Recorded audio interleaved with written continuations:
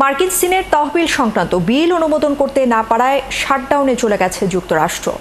স্থানীয় সময় মঙ্গলবার রাত 12টা থেকে এই অচল অবস্থা শুরু হয়েছে দেশটিতে। 2018-19 সালের পর যুক্তরাষ্ট্রে এটি প্রথম কোনো সরকারি শাটডাউন। আর এর ফলে সরকারের অধিকাংশ দপ্তরের কাজই বন্ধ হয়ে যাবে, চালু থাকতে পারে কেবল জরুরি পরিষেবাগুলি। শারমিন শ্রাবণী জানাচ্ছেন বিস্তারিত। বাজেট নিয়ে অচল অবস্থার জেরে অবশেষে শাটডাউন শুরু হয়েছে যুক্তরাষ্ট্রে। এতে করে অনির্দিষ্টকালের জন্য অচল হয়ে গেছে প্রেসিডেন্ট ট্রাম্পের প্রশাসন। মূলত সিনেটে ব্যয় বাজেট বিল পাশে ব্যর্থ হওয়ায় 6 বছরেরও বেশি সময় পর এই পরিস্থিতির মুখে পড়েছে যুক্তরাষ্ট্র। কিন্তু কেন এই শাটডাউন? যুক্তরাষ্ট্রের অর্থবছর শুরু হয় 1 অক্টোবর থেকে। প্রতি অর্থ বছরে সরকারের বিভিন্ন দফতরের কাজ চালানোর জন্য মার্কিন কংগ্রেসকে অর্থ বরাদ্দ করতে হয়। যদি এ সময়ের মধ্যে সিনেট সদস্যরা একমত হয়ে ব্যয় বরাদ্দ চূড়ান্ত করতে না পারেন, তবে বিভিন্ন দফতরের কার্যক্রম বন্ধ হয়ে যায়।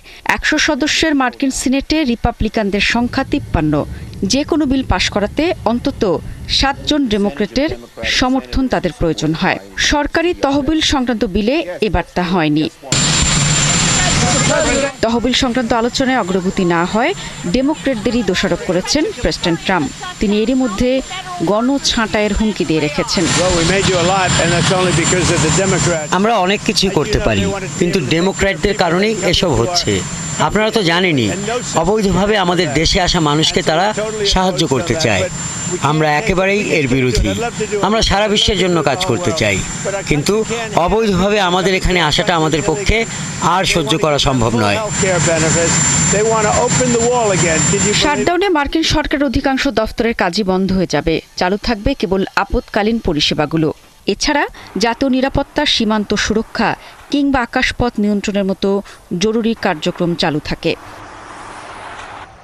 কতদিনই শাটডাউন চলতে পারে তা স্পষ্ট নয়। 2018 সালে ট্রাম্পের প্রথম দফায় মার্কিন প্রশাসন 35 দিনের জন্য অচল হয়ে পড়েছিল।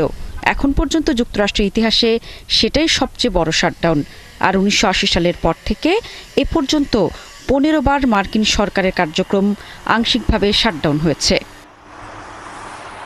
শারমিন শ্রাবণী, 71।